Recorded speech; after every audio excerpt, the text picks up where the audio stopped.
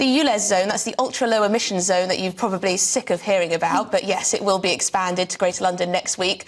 That could see us all, well, only those who drive non-ULEZ compliant cars, they'll be paying £12.50 a day to go within that boundary. They need to meet certain standards in terms of emissions. Now, the London Mayor, this is the point, the London Mayor has stood by his controversial scheme, and he believes that ULEZ has been weaponised by COVID deniers and conspiracy theorists. He's doubling down. Let's take a listen. I didn't expect, this to be weaponised by others who you and I have exchanged with, who didn't believe COVID was real, believed in conspiracy theorists and so forth.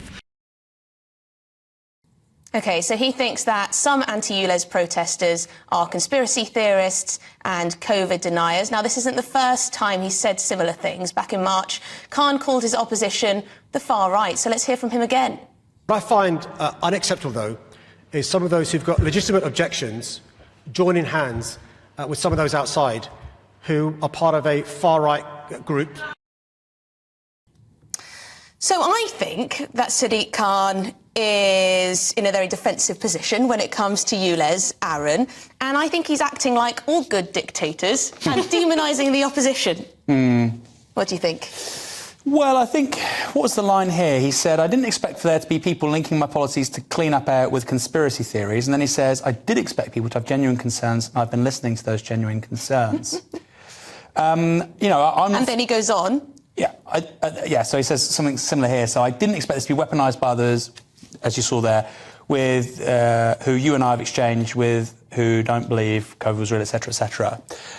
So he's basically said there's two levels of opposition here, legitimate and those who are conspiracy theories and COVID deniers and whatnot. I've not seen the protesters. I don't know. But I think it's probably impolitic to do that, because there will be people who oppose it, as we saw in the recent by-election in West London. And those people will hear that as, you're calling me something which I'm not. So I think it's probably politically unwise, but I think your explanation for that is probably right. He's feeling defensive. He's got an election next May. I think he'll win that, but it's going to be a real political battle. You want him to win? I think he'll be the least bad option. Really? Yes. I think so. Yeah. Oh, seriously? I think that. I think. Look, I don't. Your viewers should know. I don't like Keir Starmer. I think he's a bad person.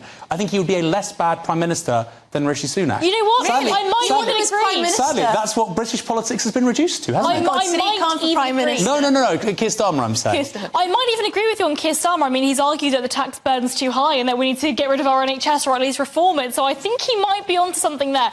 Look, I mean, Sadiq Khan is really probably one of the most abysmal politicians I've seen in my lifetime. And I am quite young, but I think Sadiq Khan is pretty awful. My long career. My long career, my long time studying politics. Look, I mean, the ULEZ scheme is awful, and clearly the people have showed that they are against it in the fantastic by-election result in Uxbridge and South Ruislip. Clearly people are upset by this. It's a £12.50 daily charge, effectively an extra tax. Now, we've got to remember the people that are being hurt most by ULEZ are the most vulnerable, are the poorest in society. You've got people who are potentially disabled, who are car-bound, who can't get to their hospital appointments without having to pay that extra £12.50. Those are the people that are being hurt by this scheme, not the middle or upper classes. And I think it's pretty rich coming from Sadiq Khan, who is supposedly a Labour mayor, who is supposed to be the party of the working class, implementing policies that are actively hurting those people. Labour is not the party of the working class. They never have been. It's the party of the Liberals, I would say. Liberals in terms of sort of metropolitan Liberal, I'd say. Although Champagne socialist. They've got 50%. If only. They've got 50% of the public vote at the moment, so perhaps I'm wrong on that. But he does throw in COVID denier, far right. James O'Brien, the presenter, hadn't actually asked him about that. He just pointed out that the Daily Mail was against him, and that, a couple of the other papers were against him. He brought it up out of his own volition. He's obviously choosing to try and smear people in this way. Yes, there might be a COVID denier, whatever that is, at one of his rallies. I'm sure there are some there, right? Or there'll be one far-right guy who hates Sadiq Khan because he's a Muslim at the rally or whatever. But the vast majority are, ordinary people who just really don't like this policy. Well, it's one of those that it's rude. The policy, I think, if anything, I think it is. Well, it's certainly for people who don't deserve the label. I think it's rude, and like you say, there will be some of those people, but not that many. I would disagree a bit with Reem, because I think the people that are really impacted by this are actually low middle class people, tradespeople, people who are doing carpet fitting, electricians, gas. Look, middle class, but they earn a good money, but, you know, they're still working day to day, week to week. Those that are relying on their cars, or their vans. I think the very lowest income earners in London generally rely on public transport because it's very good, it's good value for money. I think he's surprised because, of course, we had ULEZ implemented before. It went pretty well. It didn't meet this kind of political resistance. But we've known for a very long time that the politics of inner and outer London are rather different. So different. Boris Johnson won 2 mayoral elections on what's called the donut, outer London. So it's both a surprise but also not a surprise. Now, I want to get your reaction to this, because I've been thinking about this for a while. I'm not convinced that devolution is a good thing. I think that it's actually... it was supposed to create unity by so that Scotland, for example, wouldn't want another referendum. Instead, it pushed the SNP, in my view, to call for more and more and more separation from the rest of the United Kingdom.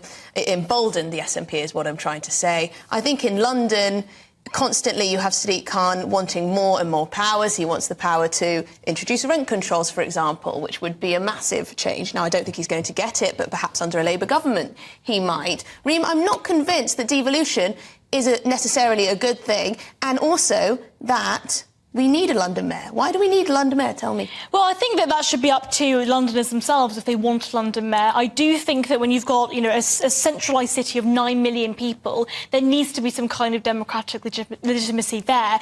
The problem with this country, Emily, is that we are so fiscally centralised. Actually, if we were to fiscally decentralise, that would also help solve the housing crisis, because local councils will be incentivised to want more taxpayers in their sort of council area so that they can actually build more of those homes.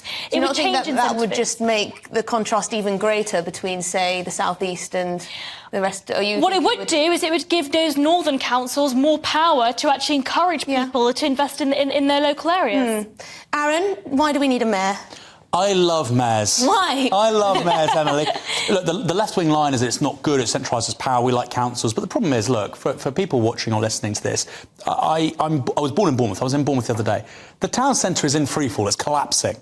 And the great thing with the mayor is, rather than say to a councillor, I have a problem with X, well, they'll say, well, it's not my portfolio, or it's not my ward, or it's 24 of us and there's a whip system and my colleagues disagree, so I can't do anything about it.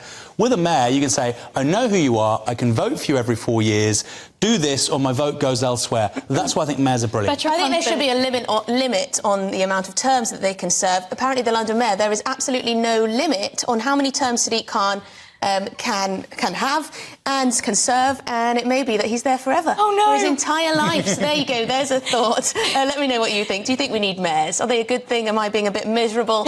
They serve a great purpose.